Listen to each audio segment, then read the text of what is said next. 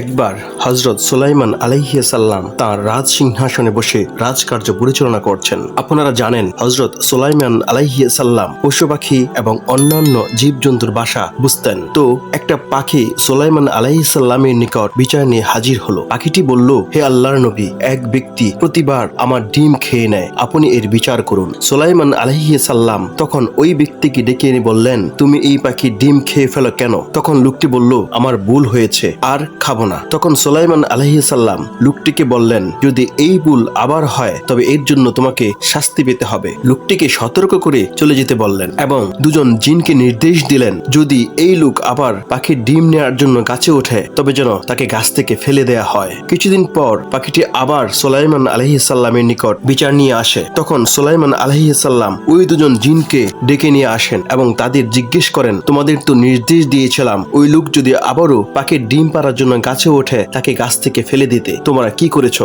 ওই লোকটি তো আবারও একই কাজ করেছে। তখন জিন দুটো বলল, হুজুর, আপনার নির্দেশ মতো ওই লোকটি যখন গাছে ওঠে তখন আমরা তাকে গাছ থেকে ফেলতেই যাচ্ছিলাম। তখনই পূর্ব পশ্চিম থেকে দুজন ফেরেশতা এসে আমাদের দুই দিকে ছুঁড়ে ফেলে দেয়। এরপর হযরত সুলাইমান আলাইহিস সালাম জিবরিল আলাইহিস সালামের মাধ্যমে জানতে পারলেন, ওই লোক যখন গাছে উঠছিল তখন একটি ফকির তার কাছে সাহায্য চায়। তখন সে ওই লোকটিকে কিছু সাহায্য করে, ফলে এর উসিলায় আল্লাহ তার আসন্ন বিপদ থেকে তাকে বাঁচিয়ে দেয়। এর মাধ্যমে আমরা বুঝতে পারি দান এমন একটি আমল যার মাধ্যমে আমাদের বিপদ কেটে যায়। উল্লেখ্য যে গোপন দানই অধিক শ্রেয়, তবে দানের প্রতিযোগিতাও বৈধ। ভিডিওটি ভালো লাগলে চ্যানেলটি সাবস্ক্রাইব করতে ভুলবেন না।